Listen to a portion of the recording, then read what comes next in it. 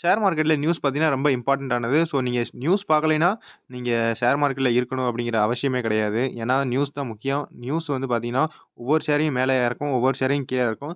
நீங்க ரீசென்ட்டா வந்து ஐஇஎக்ஸோட ஷேர் கூட பார்த்துருப்பீங்க. ஸோ, ஒரே ஒரு நியூஸ் தான் வந்துச்சு. டப்புன்னு 30% வந்து கீழ இறக்கி விட்டுருச்சு.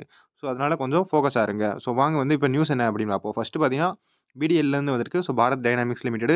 இது பார்த்தீங்கன்னா வந்து மிசைல்லாம் கிரியேட் பண்ணும். ஸோ, இது வந்து பிஎஸ்யூ கம்பெனி. ஸோ, இது என்ன நியூஸ் வந்திருக்கு அப்படின்னு பார்த்தீங்கன்னா, ஸோ பாரத் டைனாமிக்ஸ் லிமிடெட்ல இருந்து 809 crore வந்து ப்ராஜெக்ட் கிடைச்சிருக்கு. Anti tank missile contract from AVNL to supply ATGMs over 3 years.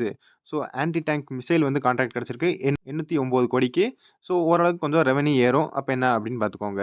So அடுத்து பார்த்தீங்கன்னா, டிக்சன் டெக்னாலஜில இருந்து ஒரு நியூஸ் வந்திருக்கு. டிக்சன் டெக்னாலஜி என்ன நியூஸ் வந்திருக்கு அப்படின்னு பார்த்தீங்கன்னா, ஸோ இதெல்லாம் பார்த்தீங்கன்னா ஸ்மார்ட் ஃபோனு, அப்புறம் எல்இடி டிவி, அப்புறம் இதெல்லாம் கிரியேட் பண்ற கம்பெனி. ஸோ இவங்க என்ன பண்ணியிருக்காங்க அப்படின்னு பார்த்தீங்கன்னா, ஸோ இவங்க வந்து சைனீஸ் கம்பெனி கூட வந்து பார்ட்னர்ஷிப் போட்டிருந்தாங்க. அதாவது ஜாயிண்ட் வென்ச்சர் வச்சிருந்தாங்க. ஸோ, அதனால வந்து கவர்மெண்ட் வந்து ஓரளவுக்கு கொஞ்சம் ரெஸ்ட்ரிக்ட் பண்ணியிருந்தாங்க. ஸோ, நாங்க செக் பண்ணிக்கிறோம். சைனீஸ் கம்பெனி எப்படி இருக்கு அப்படின்னு. ஸோ, அந்த நியூஸால வந்து இப்ப என்ன பண்ணியிருக்காங்க அப்படின்னு பார்த்தீங்கன்னா, ஸோ கவர்மெண்ட் வந்து not for JVE with Chinese long share for ODM based electronic manufacturing. So, அதாவது கவர்மெண்ட் வந்து ஓகே நீங்க கன்டின்யூ பண்ணலாம் அப்படின்னு சொல்ட்டாங்க. ஸோ, அடுத்து பார்த்தீங்கன்னா, Reliance power, Reliance infrastructure. So, Reliance பவரும், இன்ஃப்ராஸ்ட்ரக்சரும் பார்த்தீங்கன்னா, ஸோ நீங்க உடனே வந்து முகேஷ் அம்பானியோடது அப்படின்னு நினைச்சுக்க கூடாது. ஸோ இது வந்து அவரோட தம்பி அனில் அம்பானியோடது. ஸோ இவரு கம்பெனி பார்த்தீங்கன்னா, ரிலையன்ஸ் பவர், அப்புறம் ரிலையன்ஸ் இன்ஃப்ராஸ்ட்ரக்சர். ஸோ இந்த மாரி ஒரு சிம்பிள் இருந்துச்சுன்னா, ஏல இந்த மாரி ஒரு சிம்பிள் இருந்துச்சுன்னா, அது வந்து அனில் அம்பானியோடது. ஸோ அவங்க கம்பெனி பார்த்தீங்கன்னா, ஓரளவுக்கு எல்லா இதுலயும் பார்த்தீங்கன்னா, நியூஸ் செக்மெண்ட்ல பிளஸ் ஷேர் பிரைஸ், பிசினஸ் எல்லாமே பார்த்தீங்கன்னா, ஓரளவுக்கு கொஞ்சம் நெகட்டிவாவே இருக்கும். ஸோ என்ன அப்படின்னு தெரிஞ்சுக்கோங்க. ஸோ நியூஸ் என்ன வந்திருக்கு அப்படின்னு பார்த்தீங்கன்னா, இவங்க வந்து ஒரு ஃப்ராட் கேஸ்ல வந்து மாட்டியிருக்காங்க. அதாவது இடி வந்து என்ன பண்ணியிருக்காங்க அப்படின்னு பார்த்தீங்கன்னா, பிஎம்எல்ஏ அப்படின்னு ஒரு பிரிவென்ஷன் ஆக்ட் இருக்கு. அதாவது prevention of money laundering act. அதாவது இந்தியாலருந்து வெளிநாட்டுக்கு இல்லீகலா வந்து பணம் கடத்துறது. ஸோ, அதில பார்த்தீங்கன்னா, ED raids 35 sites linked to Reliance Power infrastructure. Stocks hit 10%. அதாவது கீழ வந்து இறங்கிருச்சு 10% 2 நாள்ல. ஸோ, அதாவது ரிலையன்ஸ் பவரும், இன்ஃப்ராஸ்ட்ரக்சரும் 2மே கீழ இறங்கியிருக்கு. ஸோ, அந்த இறங்குன காரணம் என்ன அப்படின்னு பார்த்தீங்கன்னா, ஸோ இடி வந்து 35 இடத்துல வந்து ரெய்ட் பண்ணியிருக்காங்க அனில் அம்பானியோட குரூப்ல. ஸோ, அடுத்த நியூஸ் பார்த்தீங்கன்னா, ட்ரைடன்ட் குரூப்லேருந்து வந்திருக்கு. ஸோ, ட்ரைடன்ட் பார்த்தீங்கன்னா, இது ஒரு டெக்ஸ்டைல் கம்பெனி. ஸோ, டெக்ஸ்டைல் வந்து நீங்க ரீசென்ட்டாவே பார்த்துருப்பீங்க. யுகே, இந்தியா வந்து ட்ரேட் நடந்திருக்கு. ஸோ, மேல ஒரு ஐ பட்டன் வரும். அந்த கிளிக் பண்ணி கூட பாருங்க. யுகே, இந்தியா ட்ரேட்ல என்ன நடந்திருக்கு அப்படின்னு. ஸோ, டெக்ஸ்டைல் கம்பெனிக்கு ஓரளவுக்கு நல்ல பாசிட்டிவான ப்ளஸ் பாயிண்ட் கிடைச்சிருக்கு. ஸோ, அதனால பார்த்தீங்கன்னா, அதாவது நேத்துனா ஃப்ரைடே. ஸோ, ஃப்ரைடே வந்து ஓரளவுக்கு நல்ல ஸ்ட்ராங்கான குவார்ட்டர்லி ரிசல்ட் வேற வந்துச்சு. குவார்ட்டர்லி ரிசல்ட் நல்லா மேல ஏறுச்சு. அதே மாரி பார்த்தீங்கன்னா, யுகே, இந்தியா எஃப்டிஏ ட்ரேட் டீல்ல டெக்ஸ்டைல் கம்பெனிக்கு ஒரு நல்ல பாசிட்டிவான பாயிண்ட் கிடைச்சுச்சு. பட் அப்புறம் பார்த்தீங்கன்னா, நல்லா ஷேர் மேல ஏறுனோனே ஓரளவுக்கு கொஞ்சம் கீழ இறங்க ஆரம்பிச்சுருச்சு. ஏன்னா, ஓரளவுக்கு பெரிய செல் ஆஃப் நடந்திருக்கும். அதாவது பெரிய பிக் பிளேயர் பார்த்தீங்கன்னா, ஏதாவது பெரிய ஷேர் வந்து வித்திருப்பாங்க. அதனால கொஞ்சம் கீழ இறங்கிருச்சு. ஸோ, அடுத்து பார்த்தீங்கன்னா, ஜேஎஸ்டபிள்யூ எனர்ஜிலேருந்து நியூஸ் வந்திருக்கு. ஸோ, ஜேஎஸ்டபிள்யூ எனர்ஜிக்கு என்ன வந்திருக்கு அப்படின்னு பார்த்தீங்கன்னா, ஸோ 25 இயர் வந்து டீல் போட்டிருக்காங்க. யார் கூட அப்படின்னு பார்த்தீங்கன்னா, எஸ்இசிஐ. ஸோ, எஸ்இசிஐ பார்த்தீங்கன்னா, அது ஒரு கவர்ன்மென்ட் கம்பெனி. அதாவது அவங்க பவர் வாங்குறவங்க. ஸோ, இவங்க ஜேஎஸ்டபிள்யூ எனர்ஜி என்ன டீல் போட்டிருக்காங்கன்னா, 230 மெகாவாட் வந்து பார்த்தீங்கன்னா, ரிலையபிள் கிரீன் பவர் வந்து சப்ளை பண்ணுவோம் அப்படின்னு சொல்லியிருக்காங்க. ஸோ, ஒரு பெரிய டீல் நடந்திருக்கு 25 வருஷத்துக்கு. ஸோ, அடுத்து பார்த்தீங்கன்னா, ரெயில்டெல்ல இருந்து வந்திருக்கு. ஸோ, ரெயில்டெல் பார்த்தீங்கன்னா, இது வந்து பிஎஸ்யூ கம்பெனி. அதாவது கவர்ன்மென்ட் கம்பெனி. இவங்க என்ன செய்வாங்க அப்படின்னு பார்த்தீங்கன்னா, ரயில்வேல வந்து டெலிகம்யூனிகேஷன். ஸோ, ஓரளவுக்கு இந்த கம்யூனிகேஷன் இதெல்லாம் பண்றது. பிளஸ் வைஃபை நெட்வொர்க் இதெல்லாம் கனெக்ட் பண்றது. ஸோ, என்ன டீல் வந்திருக்கு அப்படின்னு பார்த்தீங்கன்னா, இவங்களுக்கு வந்து 40 கோடி ப்ராஜெக்ட்டும், பிளஸ் ஒரு 10 கோடி ப்ராஜெக்ட்டும் டோட்டல் பார்த்தீங்கன்னா, 50 கோடி ப்ராஜெக்ட் பார்த்தீங்கன்னா, ஃப்ரைடே கிடைச்சிருக்கு. ஸோ, யார் கூட கிடைச்சிருக்கு அப்படின்னு பார்த்தீங்கன்னா, ஸோ இது வந்து கோல் இந்தியா லிமிட்டெடோடது. அடுத்து பார்த்தீங்கன்னா, ஒடிஷா கவர்மெண்ட்லேருந்து கிடைச்சிருக்கு. மொத்தம் பார்த்தீங்கன்னா, 50 கோடி ப்ராஜெக்ட் ஜனவரி 2026க்குள்ள வந்து முடிக்கணும். ஸோ, அடுத்து பார்த்தீங்கன்னா, ஜியோ ஃபைனான்சியல் சர்வீசஸ்லேருந்து வந்திருக்கு. ஸோ, ஜியோ ஃபைனான்சியல் சர்வீஸ்ல என்ன வந்திருக்கு அப்படின்னு பார்த்தீங்கன்னா, ஸோ 1000 crore வந்து ஃபண்ட் ரைஸ் பண்ண போறாங்க. ஸோ, பாண்ட் வழியாவும், plus subsidiary plans debut issue with coupon வழியாவும் பார்த்தீங்கன்னா, 7.2% வந்து இந்த வருஷம் 2025க்குள்ள ஃபண்ட் ரைஸ் பண்ண போலாம் அப்படின்னு சொல்லியிருக்காங்க 1000 crore. ஸோ, அடுத்து பார்த்தீங்கன்னா, ட்ரேட் டீல் ஒரு அப்டேட் வந்திருக்கு. ஸோ, என்ன அப்டேட் அப்படின்னு பார்த்தீங்கன்னா, இந்தியாவுக்கும் மால்டீவ்ஸ்க்கும் ஓரளவுக்கு கொஞ்சம் பார்ட்னர்ஷிப் வந்து உருவாக்கியிருக்காங்க. ஸோ, என்ன பார்ட்னர்ஷிப் அப்படின்னு பார்த்தீங்கன்னா, ஃபர்ஸ்ட் வந்து 4850 கோடி வந்து மால்டீவ்ஸ்க்கு வந்து லோன் குடுத்துருக்காங்க. ஸோ, கிரெடிட் லைன் அப்படின்னு சொல்றாங்க. பிளஸ் எஃப்டிஏ டாக்ஸ் வந்து பேசிக்கிட்டு இருக்கு. பிளஸ் டிஃபென்ஸ் ட்ரேடும் பேசிக்கிட்டு இருக்காங்க. ஸோ, எஃப்டிஏ டாக்ஸ்னா ஃப்ரீ ட்ரேட் அக்ரீமெண்ட். அதாவது 0% டாரிஃப்க்கு வந்து மால்தீவ்ஸ்க்கு வந்து பொருள்லாம் போகும் அப்படிங்கிற பேச்சு நடந்துகிட்டு இருக்கு ட்ரேட் டீல். பிளஸ் டிஃபென்ஸும் ட்ரேட் தான் நடக்கும் அப்படின்னு பேசிக்கிட்டு இருக்காங்க.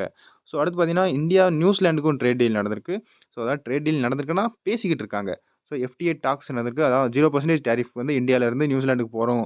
அதேமாரி அங்கிட்டிருந்து ஏதாவது ப்ராடக்ட்ஸ்லாம் இந்தியாவுக்கு வந்துச்சுன்னா 0%ல வரும் அப்படிங்கிற அதான் வந்து எஃப்டிஏ அப்படின்னு சொல்லுவாங்க. ஃப்ரீ ட்ரேட் அக்ரீமெண்ட் அப்படிங்கிறது தான் எஃப்டிஏ. ஸோ 10 வருஷம் கழிச்சு பார்த்தீங்கன்னா, aim to boost trade and sign deal within 60 days அப்படின்னு சொல்லியிருக்காங்க. ஸோ பார்ப்போம் என்ன டீல் நடக்குது அப்படின்னு. ஏன்னா ஒவ்வொரு ஷேரும் பார்த்தீங்கன்னா மேல கீழ இறங்க வாய்ப்பு இருக்கு. ஏன்னா 0% டாரிஃப்னா ப்ராடக்ட்ஸ்லாம் விக்கும். அவன் அதிகமா ப்ராடக்ட்ஸ் வித்துச்சுன்னா ரெவென்யூ ஏறும். ரெவென்யூ ஏறுனா எல்லாமே ஏறும். So share பிரைஸ பார்த்துக்கிறணும். ஸோ எந்தெந்த ப்ராடக்ட்ஸ்லாம் ஏறப்போகுது, எந்தெந்த ப்ராடக்ட்ஸ்லாம் இறங்க போகுது அப்படின்னு பார்க்கணும். ஸோ அடுத்து பார்த்தீங்கன்னா இந்தியா யுஎஸ் ட்ரேட் டீல் வந்து இப்போதைக்கு இன்னும் பேசிக்கிட்டு தான் இருக்காங்க. டாக்ஸ் போய்க்கிட்டு தான் இருக்கு. பட் ஃபேன்டாஸ்டிக் ப்ராக்ரஸ் அதாவது ப்ராக்ரஸ் நல்லா இருக்கு அப்படின்னு சொல்றாங்க. யாரு சொல்றா அப்படின்னு பார்த்தீங்கன்னா, காமர்ஸ் மினிஸ்டர் பியூஷ் கோயல் சொல்றாரு. ஸோ 5 ரவுண்ட்ஸ் ஆஃப் டிஸ்கஷன் வந்து முடிஞ்சு போச்சு. டீல் வந்து அட்வான்ஸ் ஸ்டேஜ்ல வந்துருச்சு அப்படின்னு சொல்றாங்க. ஸோ அடுத்து பார்த்தீங்கன்னா, இந்தியன் எனர்ஜி எக்ஸ்சேஞ்ச் ஸோ இது பார்த்தீங்கன்னா, இது வந்து 30% வந்து அன்னைக்கு கீழ இறங்குச்சு. ஸோ அடுத்து பார்த்தீங்கன்னா, 30% இறங்குன பிறகு என்ன ஆச்சு அப்படின்னு பார்த்தீங்கன்னா, so Indian energy exchange share crash 30% to ₹132 கிட்ட வந்துச்சு Thursday. ஸோ பட் அடுத்து பார்த்தீங்கன்னா, அடுத்த நாள் வந்து ஃப்ரைடே வந்து 12.8% வந்து மேல ஏறிருச்சு. 149 கிட்ட வந்துச்சு. ஸோ ஃப்ரைடே ஆஃப்டர் Q1 பார்த்தீங்கன்னா, மார்க்கெட் கப்ளிங் நியூஸு. அதாவது Q1 குவார்ட்டர்லி ரிசல்ட் வந்துச்சு. குவார்ட்டர்லி ரிசல்ட்னால பார்த்தீங்கன்னா, 12% வந்து மேல ஏறிருச்சு. பிளஸ் நார்மலா வந்து பார்த்தீங்கன்னா, ஒரு ஷேர் வந்து கீழ இறங்குச்சுன்னா, கொஞ்சம் மேல ஏறி அப்புறம் கீழ இறங்க தான் செய்யும். ஸோ இந்த பாயிண்ட் தான் வந்து மேல ஏறியிருக்கு அப்படின்னு சொல்லலாம். பிளஸ் நீங்க இன்னொன்னு என்ன நினைக்கிறீங்க தெரியுமா? 30% வந்து இறங்கியிருக்கு. அதாவது 30% மைனஸ் 12% வந்து மேல ஏறியிருக்கு அப்படின்னு நினைப்பீங்க. பட் அப்படி கிடையாது. நீங்க பார்த்தீங்கன்னா 188 கிட்ட இருந்துச்சு ஷேர் பிரைஸு. 30% கீழ இறங்குனோனே 132 வந்திருக்கு. ஸோ 132ல இருந்து எவ்வளோ 12% மேல போயிருக்கு. ஸோ அப்ப 149 தான் வந்திருக்கு. 149 எங்க இருக்கு? 188 எங்க இருக்கு? அப்படின்னு பாருங்க. ஸோ இது வந்து ஒரு மேத்தமெட்டிக்கல் கால்குலேஷன். இது வந்து தெரிஞ்சுக்கணும் நீங்க. 12% தான் 30 மைனஸ் 12 இன்னும் 12%னா இன்னும் 18% தானே மேல ஏறணும் அப்படின்ட்டு இல்ல. 40% கிட்ட மேல ஏறணும். அத ஞாபகம் வச்சுக்கோங்க. ஸோ அடுத்து பார்த்தீங்கன்னா, ஐடிசி லிமிடெட்லேருந்து நியூஸ் வந்திருக்கு. ஸோ ஐடிசி லிமிடெட் என்ன பண்ண போறாங்க அப்படின்னு பார்த்தீங்கன்னா, எக்ஸ்பான்ஷன் பண்ண போறாங்க. 20,000 கோடிக்கு 8 நியூ மேனுஃபேக்சரிங் யூனிட் வந்து போடப் போறாங்க. கமிஷன் அண்டர் பாரத் ஃபர்ஸ்ட் அப்படிங்கிற மிஷன்ல வந்து ஆரம்பிக்க போறாங்க. 8 மேனுஃபேக்சரிங் யூனிட். ஸோ இது வந்து தெரிஞ்சுக்கோங்க. ஸோ அடுத்து பார்த்தீங்கன்னா, டிஎல்எஃப்லேருந்து நியூஸ் வந்திருக்கு. ஸோ டிஎல்எஃப் என்ன அப்படின்னு பார்த்தீங்கன்னா, இது வந்து real estate company. So real estate கம்பெனில என்ன நியூஸ் வந்திருக்கு அப்படின்னு பார்த்தீங்கன்னா, முன்னாடி வந்து ஒரு நியூஸ் போட்டிருப்பேன். நீங்க பார்த்திருப்பீங்க. ஸோ வெஸ்ட் பார்க் அதாவது மும்பையில பார்த்தீங்கன்னா, இவங்க வந்து ஃபர்ஸ்ட் டைம் வராங்க. ஸோ ஃபர்ஸ்ட்டு வந்து நீங்க பேசிக்கா என்ன தெரிஞ்சுக்கணும் அப்படின்னு பார்த்தீங்கன்னா, டிஎல்எஃப்ங்கிறது டெல்லி கம்பெனி. ஸோ அவங்க டெல்லியில ஓரளவுக்கு நல்ல ஃபேமஸ் ஆனவங்க. பிளஸ் கிங்கு அப்படின்னு வச்சுக்கலாம். கிங்ல வந்து அதாவது ரியல் எஸ்டேட்ல டெல்லியில அவங்க கிங்கு. ஸோ ஃபர்ஸ்ட் டைம் பார்த்தீங்கன்னா, மும்பையில வராங்க. மும்பையில பார்த்தீங்கன்னா, ஃபேஸ் 1 ஆரம்பிச்சிருக்காங்க. ஃபேஸ் 1ல 416 யூனிட் வந்து 2,300 கோடிக்கு வந்து பார்த்தீங்கன்னா, 1 வாரத்திலேயே வந்து வித்துருச்சு. ஸோ டிஎல்எஃப் ஃபர்ஸ்ட் டைம் வராங்க மும்பைக்கு. 1 வாரத்தில 2,300 கோடிக்கு வந்து ஃபிளாட்லாம் வித்துருச்சு. ஸோ அதே மாரி இவங்க இடத்துல அதாவது டிஎல்எஃப் இடத்துல பார்த்தீங்கன்னா, Lodha developers. So Lodha developers பார்த்தீங்கன்னா, இவங்க வந்து மும்பைல கிங்கு. ஸோ மும்பையிலேருந்து இவங்க என்ன செஞ்சிருக்காங்க பார்த்தீங்கன்னா, டெல்லிக்கு போயிருக்காங்க. ஸோ டெல்லிக்கு போய் அங்க ப்ராஜெக்ட் செய்யலாம் அப்படின்னு இருக்காங்க. ஸோ பாருங்க to enter Delhi NCR with 1900 crore project sell to launch in April 2026லேருந்து ஆரம்பிக்க போறாங்க அப்படின்னு சொல்லியிருக்காங்க. ஸோ ஓரளவுக்கு நல்லா கிராஸ் கனெக்ஷன் போய்க்கிட்டு இருக்கு. ஸோ டெல்லியிலேருந்து மும்பைக்கு டிஎல்எஃப் வராங்க. அதேமாரி லோதா டெவலப்பர்ஸ் பார்த்தீங்கன்னா, மும்பையிலேருந்து டெல்லிக்கு போறாங்க. 2 பேரும் மாத்துக்கட்ல வந்து ப்ராஜெக்ட் பிடிக்கிறாங்க. யார் என்ன செய்ய போறா அப்படின்னு பார்ப்போம். ஸோ அடுத்து பார்த்தீங்கன்னா, ஏசியன் பெயிண்ட்லேருந்து நியூஸ் வந்திருக்கு. ஸோ ஏசியன் பெயிண்ட்லேருந்து முன்னாடியே பார்த்துருப்பீங்க. சிசிஐ கேஸ் அப்படின்னு ஒரு வீடியோ போட்டிருப்பேன். மேல ஐ பட்டன்ல கூட வரும். அது என்னன்னு செக் பண்ணிக்கோங்க. ஸோ அந்த கேஸ்ல பார்த்தீங்கன்னா, இவங்க ஏசியன் பெயிண்ட் என்ன சொல்றாங்க, ஸோ வேகமா அந்த கேஸ முடிங்க. அதாவது எடுங்க. எங்களுக்கு என்ன ஆகுது அப்படின்னா, ரெப்புடேஷன் டேமேஜ் ஆகுது அப்படின்னு சொல்றாங்க. ஸோ அவங்க மானம் போகுது அப்படின்னு சொல்றாங்க. ஸோ கொஞ்சம் ஓரளவுக்கு மானம் போகத்தான் செய்யும். அப்படி செஞ்ச வேலை. பட் இன்னும் கேஸ் இன்னும் சால்வ் ஆகல. ஸோ பார்ப்போம் என்ன சால்வ் ஆகுதா இல்லையா அப்படின்ட்டு. ஸோ இந்த வீடியோல அவ்வளோதான். அடுத்த வீடியோல பார்ப்போம். நான் தான் ஸ்டாக்கர். Good bye.